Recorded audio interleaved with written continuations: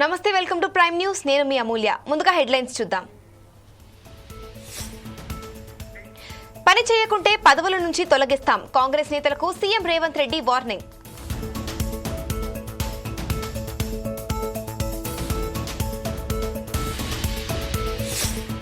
భారత్లోనే black box విశ్లేషణ. అహ్మదాబాద్ విమాన ప్రమాదంపై రామ్మోహన్ నాయుడు క్లారిటీ.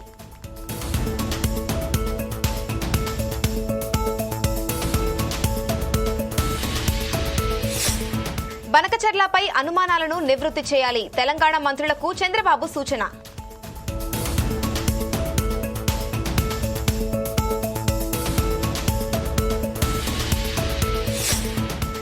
ఇరు దేశాలు సమన్వయం పాటించాలి. ఇజ్రాయెల్ ఇరాన్ కు ట్రంప్ వార్నింగ్.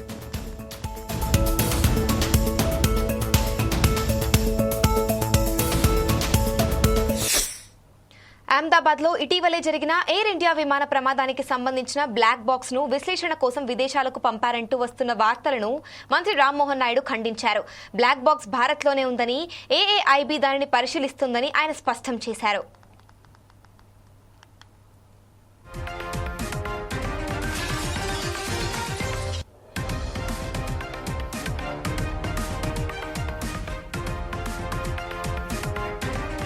ఫిక్కీ, పౌర విమానయాన మంత్రిత్వ శాఖ సంయుక్తంగా నిర్వహించిన helicopter and small air craft summit 2025 సందర్భంగా ఆయన మీడియాతో మాట్లాడారు. ఈ సందర్భంగా బ్లాక్ బాక్స్ ను విదేశాలకు పంపారనేవన్నీ కేవలం ఊహాగానాలే. బ్లాక్ బాక్స్ భారత్ లోనే ఉంది. దీన్ని ప్రస్తుతం ఏఏఐబీ విచారిస్తోందని ఆయన స్పష్టం చేశారు.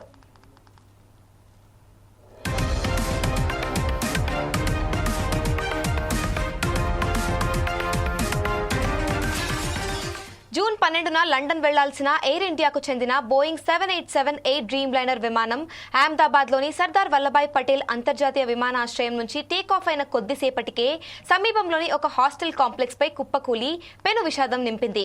ఈ ఘోర దుర్ఘటనలో విమానంలో ప్రయాణిస్తున్న 241 మంది ప్రాణాలు కోల్పోగా ఒక్క ప్రయాణికుడు మాత్రమే అదృష్టవశాత్తు ప్రాణాలతో బయటపడ్డారు.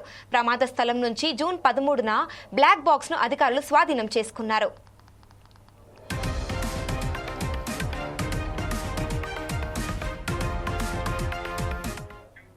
ఢిల్లీలోని అత్యాధునిక ఏఏఐబీ ల్యాబ్ లో బ్లాక్ బాక్స్ డేటా విశ్లేషణ జరుగుతోందని, విదేశాలకు పంపాల్సిన అవసరం లేదని రామ్మోహన్ నాయుడు పేర్కొన్నారు. AAIB, NTSB, Britain CAA, Boeing నిపుణులతో కలిసి ప్రమాదంపై విచారణ చేస్తోందని తెలిపారు.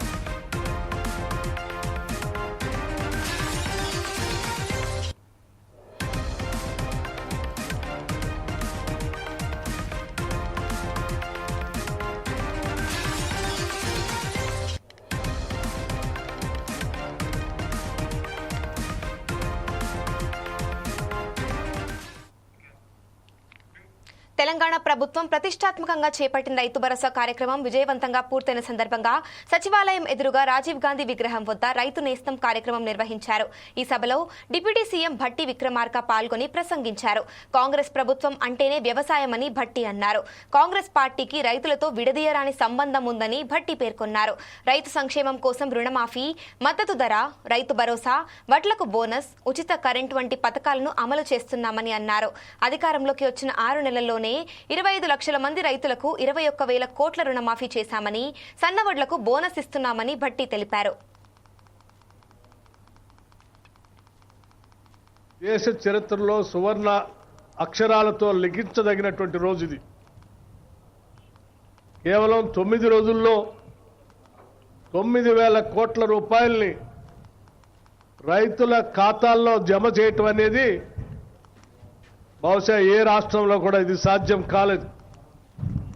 కేవలం తెలంగాణ రాష్ట్రంలో ఇందిరమ్మ రాజ్యం, ప్రజాప్రభుత్వం, రేవంత్ రెడ్డి గారు ముఖ్యమంత్రిగా ఈ కేబినెట్ మొత్తం సమిష్టిగా నిర్ణయం తీసుకొని ఈ రాష్ట్రంలో ఉన్నటువంటి రైతాంగ సోదరులందరికీ ఈ 9,000 కోట్ల రూపాయల్ని రైతు భరోసా పేరు మీద దాదాపు 70 లక్షల రైతులకి 9,000 కోట్ల రూపాయల్ని 9 రోజుల అకౌంట్లో వేసి సాక్షాత్తు మహానుభావుడు రాజీవ్ గాంధీ గారు ఆనాడు ప్రధానమంత్రిగా ఈ దేశాన్ని 21వ శతాబ్దంలోకి తీసుకొని వెళ్లాలని అనేక టెక్నాలజీ మిషన్స్ ఈ దేశంలో ప్రవేశపెట్టి ఈ దేశం కోసం అద్భుతమైనటువంటి కలలు కన్న మహానుభావుడు ఈ దేశం కోసం ప్రాణాల్ని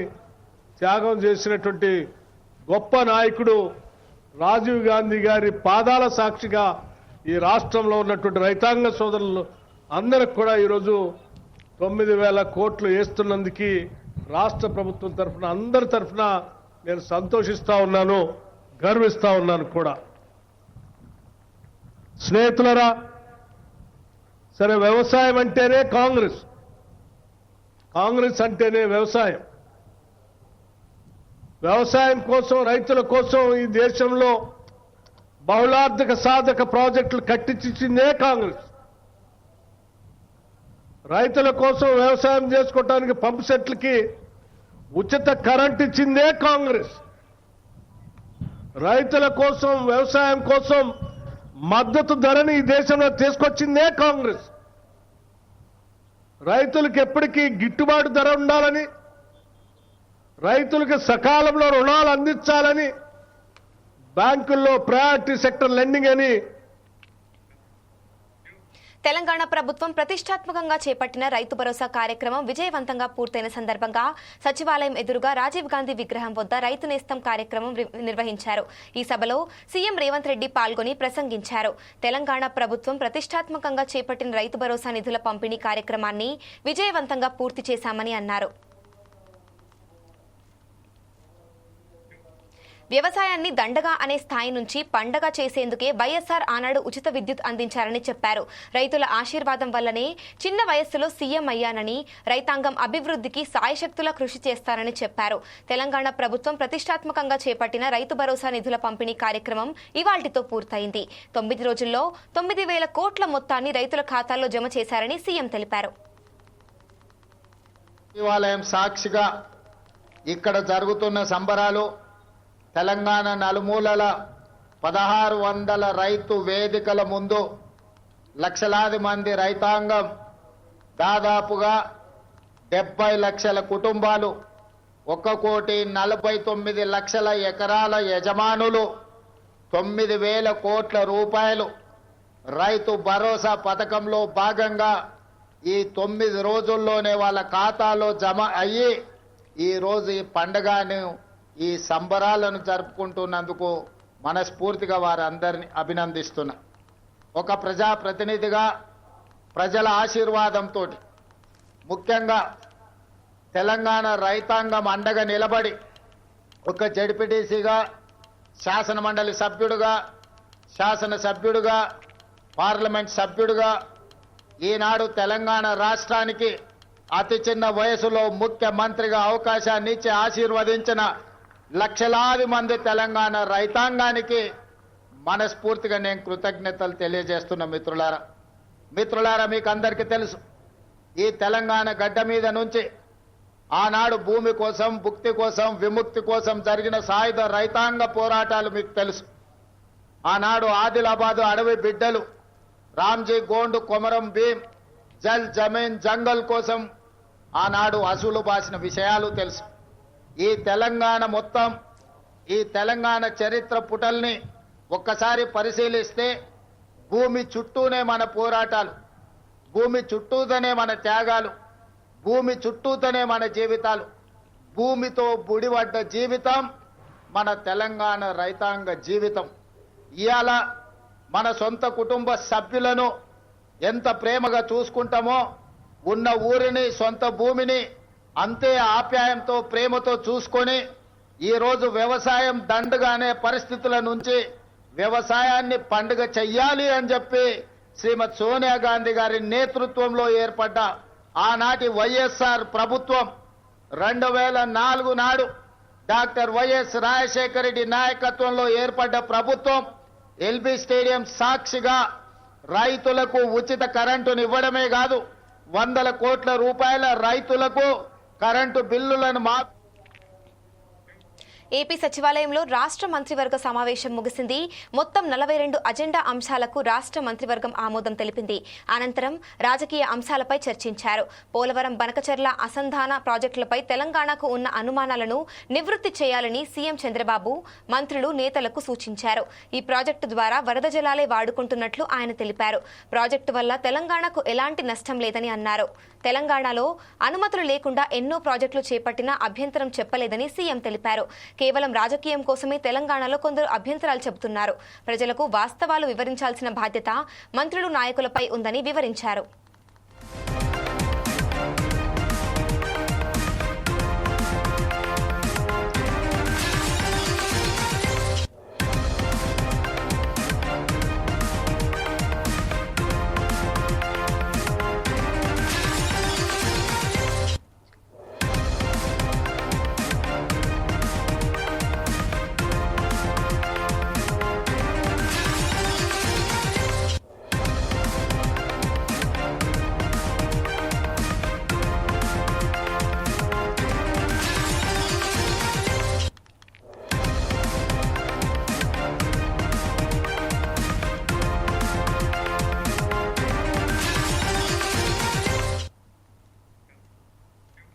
రాజధాని అమరావతిలో మౌలిక వసతుల కోసం భూ సమీకరణ చేయాలని కేబినెట్ నిర్ణయించిందని మంత్రి కొలుసు పార్థసారథి తెలిపారు.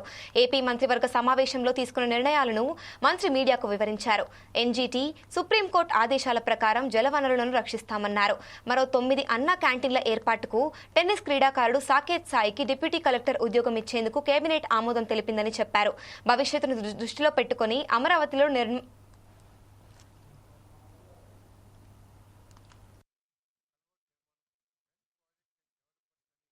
విశాఖపట్నంలో ఒక భవన నిర్మాణ సంస్థ వారి ఏదైతే కాంప్లెక్స్ నిర్మాణం చేస్తున్నారో దానికి అప్రోచ్ రోడ్ నిర్మాణంలో చిన్న ప్రభుత్వ భూమి అడ్డంగా ఉండటం మూలంగా 18 సెంట్లు 0.18775 ఏకర్స్ ప్రభుత్వాన్ని వారికి కల్వర్ట్ నిర్మాణం కోసం ఇవ్వటం జరిగిందని చెప్పేసి మనం చేస్తాను. 0.2650 ఏకర్స్ అంటే 26 సెంట్లు 26.5 సెంట్లు. దాని విలువ 62,93,750 రూపాయలు ధరకి వారికి ఇవ్వడం జరిగిందని చెప్పేసి మనం చేస్తాను. అదేవిధంగా తిరుపతి జిల్లా వడమాలపేట మండలం ఎస్వీపురం గ్రామంలోని సర్వే నెంబర్ 428-3లో 0.3 ఎకర్స్ మరియు 12.4 ఎకర్స్ అంటే మొత్తం 12.7 ఎకర్స్ కలుపుకుని మొత్తం 12.7 ఎకర్స్ ని tourism Andhra Pradesh tourism authority Vijayawada వారికి బదిలీ చేసేందుకు రెవెన్యూ శాఖ చేసిన ప్రతిపాదనని కేబినెట్ ఆమోదించిందని చెప్పేసి మనం చేస్తాను. అదేవిధంగా సెప్కార్ప్ ఎనర్జీ ఇండియా లిమిటెడ్ వారు విద్యుత్ ప్రాజెక్టుకు సంబంధించిన అభివృద్ధి కార్యకలాపాల కోసం దాదాపు 5 ఎకరాల 4 సెంట్లని నెల్లూరు జిల్లా ముత్కూరు మండలం నెలటూరు గ్రామంలో 1,13,40,000 రూపాయలకి చెల్లింపుపై బదిలీ చేసేందుకు చేసిన రెవెన్యూ శాఖ చేసిన ప్రతిపాదనని ఆమోదించడం జరిగిందని చెప్పేసి మనం చేస్తాను. అదేవిధంగా శ్రీకాకుళం జిల్లా శ్రీకాకుళం మండలం గూడెం గ్రామంలో సర్వే నెంబర్ 261-1C ఎకరం 70 సెంట్లని ప్రభుత్వ భూమిని ఎస్ఏపిఎల్ పైప్ లైన్ రిసీవింగ్ టెర్మినల్ కొరకు కొత్త భవన నిర్మాణం కోసం CGM construction GAIL India limited వారికి గతంలో జారీ చేయబడిన జియోకి రాటిఫికేషన్ ఇవ్వడం జరిగింది. మరి మార్కెట్ విలువ 1,44,808 రూపాయలు చెల్లింపుపై బదిలీ చేసేందుకు చేసిన ప్రతిపాదనని కేబినెట్ ఆమోదించిందని చెప్పేసి మనం చేస్తాను. అదేవిధంగా గండికోట గ్రామం వద్ద ఓబరాయ్ రిసార్ట్స్ వారికి ఒక రిసార్ట్స్ నిర్మాణం కోసం 50 ఎకరాలని కేటాయించడం జరిగిందని చెప్పేసి నేను మనవి చేస్తాను. మరి చర్చకు వచ్చినప్పుడు ఈ గండికోట ప్రాంతంలో ప్రభుత్వ భూమి చాలా ఎక్కువ ఎక్స్టెంట్ ఉన్న విషయం కేబినెట్లో చర్చించడం జరిగింది. ఆ ఏరియా మొత్తాన్ని కూడా టూరిజం డెవలప్ చేసే విధంగా రిసార్ట్స్ కానివ్వండి, లేకపోతే ఇంకేదన్నా టూరిజం గేమ్స్ కానివ్వండి, అన్ని విధాలా కూడా దాన్ని డెవలప్ చేసే విధంగా దాని మీద ప్రత్యేకమైన దృష్టి పెట్టే విధంగా చర్యలు తీసుకోవాలి. ఇజ్రాయెల్ ఇరాన్ దేశాల మధ్య కాల్పుల విరమణ ఒప్పందం అమల్లో ఉన్నప్పటికీ ఇరు దేశాలు పరస్పర దాడులకు పాల్పడటంపై అమెరికా అధ్యక్షుడు డొనాల్డ్ ట్రంప్ తీవ్ర స్థాయిలో మండిపడ్డారు. కాల్పుల విరమణ ఒప్పందాన్ని ఇరాన్తో పాటు ఇజ్రాయెల్ కూడా ఉల్లంఘించిందని ఆయన ఆరోపించారు. ముఖ్యంగా ఇజ్రాయెల్ను ఉద్దేశించి తక్షణమే తమ పైలట్లను వెనక్కి పిలవాలని, బాంబు దాడులు నిలిపివేయాలని ఆయన హెచ్చరించారు. కాల్పుల విరమణ ఒప్పందం కుదిరిన తరువాత కూడా ఇరాన్, ఇజ్రాయెల్ దేశాలు మళ్లీ దాడులు చేసుకున్నాయనే విషయాన్ని ఆయన ధృవీకరించారు. ఇరాన్తో పాటు ఇజ్రాయెల్ కూడా కాల్పుల విరమణను ఉల్లంఘించింది. ఇజ్రాయెల్ చర్యల పట్ల నేను సంతోషంగా లేను. టెల్ అవీవ్ శాంతించాలని అదే తాను కోరుకుంటున్నానని ట్రంప్ స్పష్టం చేశారు.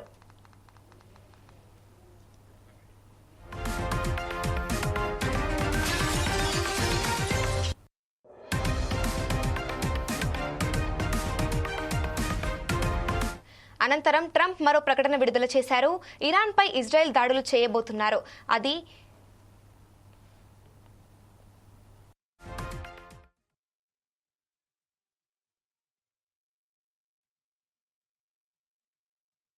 happy that Israel's going out now. There was one rocket that I guess was fired overboard. It was after the time limit and it missed its target. And now Israel's going out. These guys got to calm down. It's ridiculous. I didn't like plenty of things I saw yesterday. I didn't like the fact that Israel unloaded right after we made the deal. They didn't have to unload. And I didn't like the fact that the retaliation was very strong. But in all fairness, Israel unloaded a lot, and now I hear Israel just went out because they felt it was violated by one rocket that didn't land anywhere. That's not what we want, I'll tell you, and I'm telling you, I'm not happy about that, Israel, either.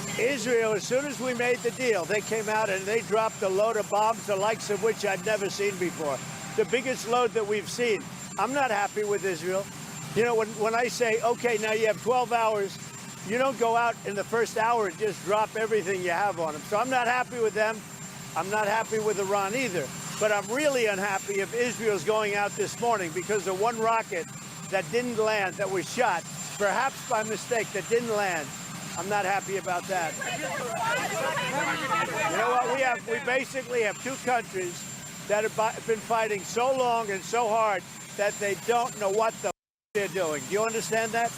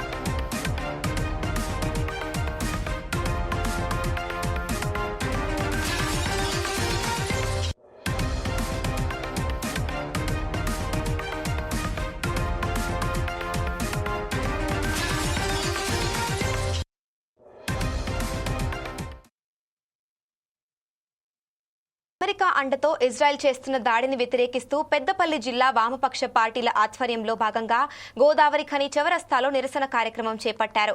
ఈ నిరసన కార్యక్రమాన్ని నిర్దేశించి CPM జిల్లా నాయకులు Bhikshapathi, CPI new democracy జిల్లా కార్యదర్శి వర్గ సభ్యుడు Krishna, CPI ML mass line జిల్లా నాయకులు మాట్లాడుతూ ఇరాన్పై సామ్రాజ్యవాద అమెరికా చేసిన బాంబు దాడులు ఖండిస్తూ భారత వామపక్ష పార్టీలు దేశవ్యాప్త నిరసన తెలపడం జరుగుతుందన్నారు. ఇరాన్ పైన అమెరికన్ దేశం సామ్రాజ్యవాద దేశం ఏదైతే దాడులు చేస్తూ ఉందో ఇవాళ క్రూడాయిలు సంబంధించినటువంటి చిన్న దేశాలపైన వాటిని ఆక్రమించుకోవడం కోసం క్రూడాయిల్ను లేకుంటే పెట్రోల్ డీజిల్ను ఆక్రమించుకోవడం కోసం ఈనాడు ఇవాళ అమెరికన్ సామ్రాజ్యవాదం చిన్న చిన్న దేశాలపైన దాడులు చేస్తూ ఉంది, యుద్ధాలు చేస్తూ ఉంది. ఆ యుద్ధాలను వెంటనే మన భారత ప్రభుత్వం వాటికి చిన్న దేశాలకు సపోర్ట్ చేసి ఇవాళ ఐక్యరాజ్య సమితిలో చర్చించే విధంగా, యుద్ధాన్ని ఆపే విధంగా మన భారత ప్రభుత్వం చర్చించి వాళ్ళందరికీ కూడా అండగా నిలవలసిన అవసరం ఉంది. ప్రపంచ దేశాలపైన దాడులకు దిగుతున్నటువంటి అమెరికా వైఖరికి నిరసనగా ఈనాడు భారతదేశంలో వామపక్ష పార్టీల ఆధ్వర్యంలో ఈనాడు నిరసన కార్యక్రమాలు జరుగుతూ ఉన్నాయి. ఇరాన్ పైన ఆధిపత్యాన్ని చెలాయించేందుకు, ఇరాన్లో చమురు మార్కెట్ను హస్తగతం చేసుకునేందుకు మోడీ ప్రభుత్వం దగ్గరుండి దాడులు కొనసాగిస్తున్నది. ఈ యుద్ధాన్ని కూడా నవమేధాన్ని కొనసాగిస్తున్నది. వెంటనే ఈ యుద్ధాన్ని ఆపాలని మేము డిమాండ్ చేస్తూ ఉన్నాం. మోడీ ప్రభుత్వం కూడా తటస్థ వైఖరి మానుకొని మన చిరకాల మిత్రదేశంగా ఉన్నటువంటి ఇరాన్కు అండగా నిలవాలని వామపక్ష పార్టీలుగా సిపిఐఎంఎల్ మార్క్స్లెనిన్ ప్రజాపంతగా ఈ ప్రభుత్వాన్ని డిమాండ్ చేస్తూ ఉన్నాం. ఈరోజు దేశవ్యాప్తంగా అమెరికన్ సామ్రాజ్యవాదం ఇజ్రాయెల్ను అడ్డం పెట్టుకొని ఇరాన్ పైన యుద్ధం చేస్తూ ఉన్నది. అకారణంగా ఇరాన్ని మారణాయుధాలు ఉన్నాయి, అణుబాంబులు ఉన్నాయనే ఒక సాకుతోని దాడి చేయడం అనేది జరుగుతూ ఉన్నది. కానీ పిచ్చి కుక్కను చంపాలంటే పిచ్చి కుక్క అని ముద్ర వేసినట్టుగా ఈరోజు ఇరాన్ మీద వీళ్ళు దాడి చేయడం జరుగుతూ ఉన్నది. వాస్తవానికి అణు ఇంధన ప్రాసెస్ జరుగుతుంది తప్ప అణు ఆయుధాలు తయారు చేయడం అనేది ఇరాన్లో జరగట్లేదు. కానీ ఇరాక్లో ఎట్లయితే సద్దాం హుస్సేన్ను చంపాలని చూసిందో అదేవిధంగా ఈరోజు ఇరాన్లో కూడా ఖొమైనీని ఈ తప్పుడు సాకులు చూపించి చంపేస్తామని చెప్పేసి అమెరికా అధ్యక్షుడు ట్రంప్ చెప్పడం జరిగింది. ఇది ఘోరమైన దుర్మార్గం. అందుకనే ఇది సామ్రాజ్యవాదుల యొక్క నరమేధానికి, మానవ హననానికి, యుద్ధం అనేది దారితీస్తుంది అనడానికి ఇది ఒక ఉదాహరణ. మరింత సమాచారం కోసం చూస్తూనే ఉండండి 4 Sides TV. This is Amulya signing off.